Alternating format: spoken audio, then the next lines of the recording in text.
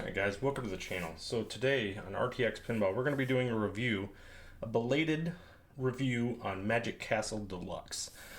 Now this game originally came out August 21st. So what the heck happened? Why is this review so late? Well, as you may not have known, if you weren't familiar with my channel back then, and I totally understand that, this game originally came out August 21st and had a serious issue with it immediately. When they started up the game, we started seeing people playing it online and started looking at things, what were going on.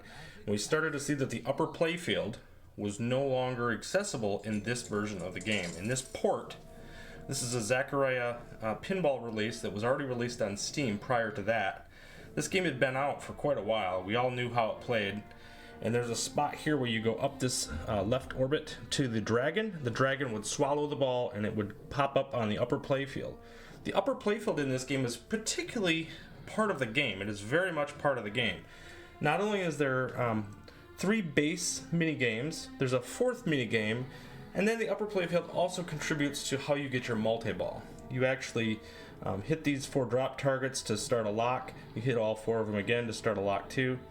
And you have to shoot the ball up into the upper playfield using that left orbit to get to the ball here, to get it to stop. And then this, I don't know if you want to call him an orc or I don't know, some type of beast, right? Takes the ball and he throws it in the cauldron. You have to do that 3 times for multi-ball. You couldn't do that on the original release for this, so it became a serious problem. Obviously the game was broken. I did a ticket to Atgames, and they said within an hour they got back to me and said this game will be patched. We did a short on it and the whole bit. So here is that belated post-review patch. We got the patch yesterday. I've been playing the game, and I'm happy to report the game works really good now. So we're going to go through the review of this. I'll give you my rating of it, see what you think of it. You got until the end of today to get it for $4 if you're interested on the 4KP. But it is also now available on the HD and Micro as well, so at its $6 price point. So let's get into it and see what you guys think. So first of all, Magic Castle is kind of a Game of Thrones type of it's monsters and magic. I think it's more monsters than magic, but it does refer to quite a few different magical things as well. The game has a pretty complex playfield, if you will. It's rather tight down here, and you can see some posts actually very close to the bottom here. It does have, this is a very much a Magic Pixel table, so it does have a center post. It does have a little bit bouncier physics. However, the later deluxe tables in the last 6 to 8 months or so have been much less bouncy than some of their previous games. So I don't find that the physics in this one are too bad, but if you make a bad shot on this game, it will punish you. So if you hit these posts, that will punish you. If you hit these posts, there's actually a couple drop targets here that actually contribute to do skill shots and different things. There's lots of different things you can do on this table. So pretty easy to get an extra ball by hitting these faith targets up here. You go through a 10x and you can get an extra ball that way. The mini games are not terribly profitable, so they're not really exploitable.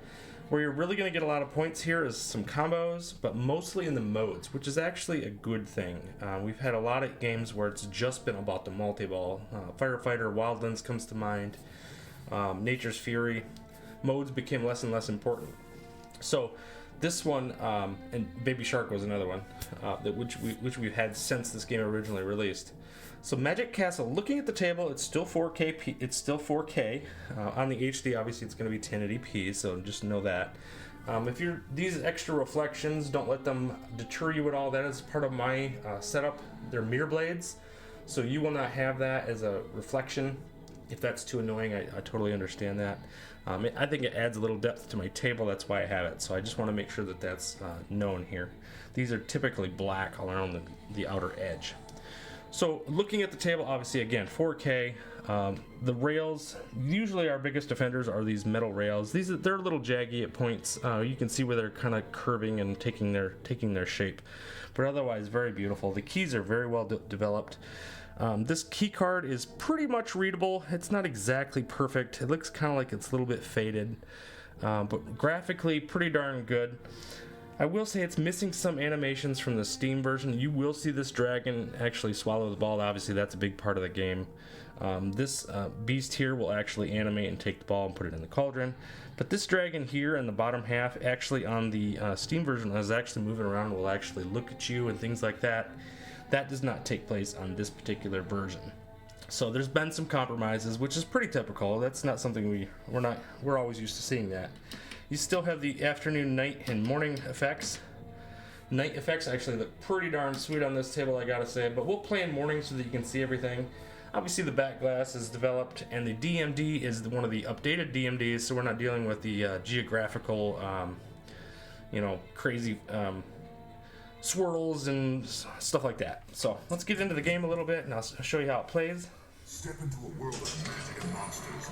Are you prepared to face the unknown? That's how you get your multipliers. So I already went up to X2, pretty simple. Ball saves are pretty straightforward. It's a typical rollovers on the bottom half.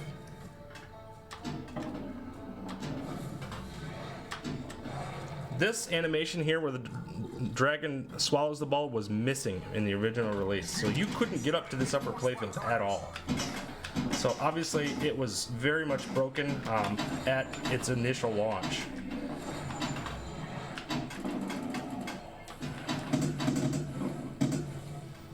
Very good sound effects. They're loud, they're punchy, which is typical for most Magic Pixel tables. If you have exciters installed, which you should by default, you're gonna really feel it in the hands. When the ball, when you hit your flippers, and when the ball actually has any direct sound around the bumpers and things like that, you'll really feel those types of connections.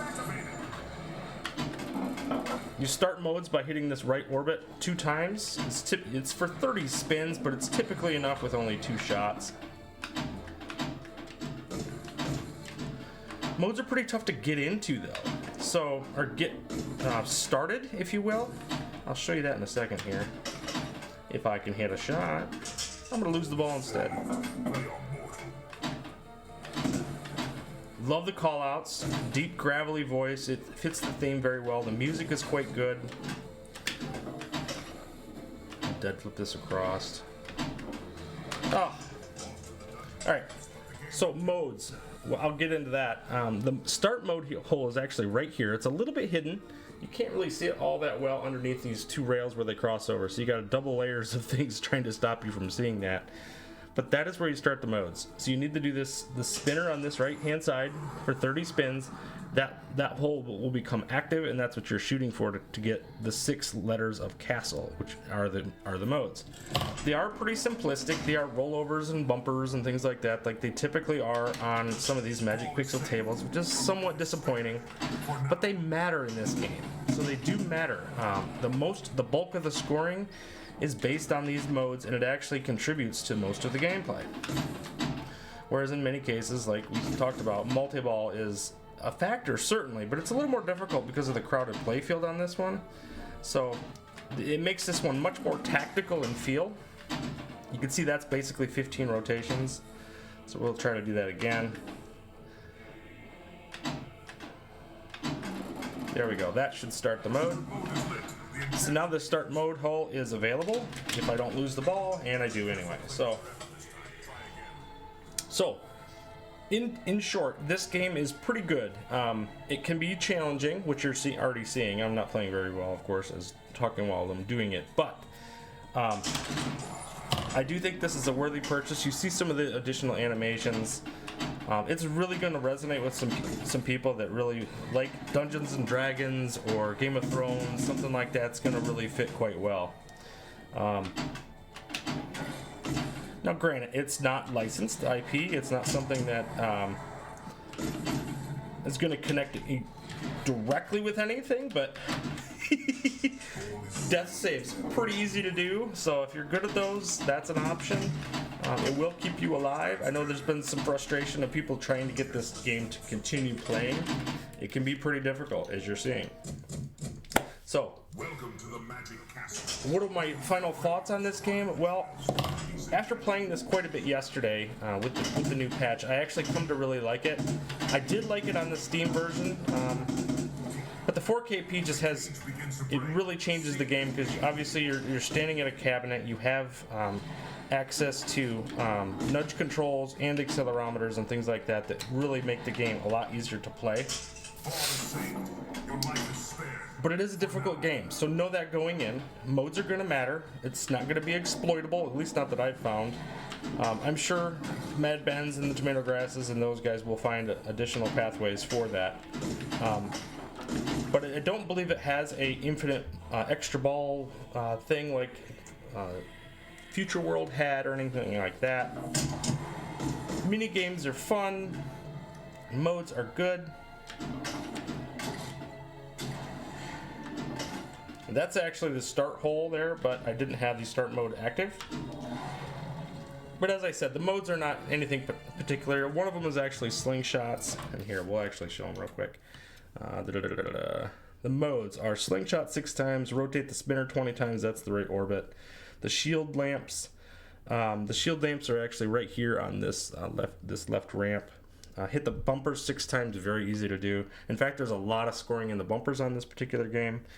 Pass over the top rollovers 8 times, again, just shooting the right orbit. You really can't get to the top rollovers in any other way. You have to go through the right orbit here. And then hit the eject hole 1 time. So pretty straightforward. There's either an eject hole here or the start mode. Either one of those qualifies as a start mode. So with that, there's not a whole lot about the game, quite frankly. But if I had to rate this one, I would probably give this a 7. I think I'd be okay with a 7. It's a shame, obviously, that it took this long, and I feel like there's going to be some people who are not going to give it a chance because of the late patching and the issues that it had on launch. But I hope that you guys can take another look at this game. I think there's a lot of value here. It's not as good as Star God Deluxe, which I rated higher than this. I think Star God's a little more balanced. The modes are a lot better in that one. But Magic Castle certainly has its place. So give this one a look if you're interested. It's got a great theme. Really fun game, actually. But it doesn't really do anything crazy special. I'm very happy that the animations are solid. I would have liked to have seen this animation here. I think that really would have added a lot to it. You don't even see the dragon's eyes, which is kind of disappointing there, but it is what it is. At any rate, give us one a look if you're interested. And remember, guys, you only need one ball for greatness. Keep plunging, and we'll see you next time. Retro Tech.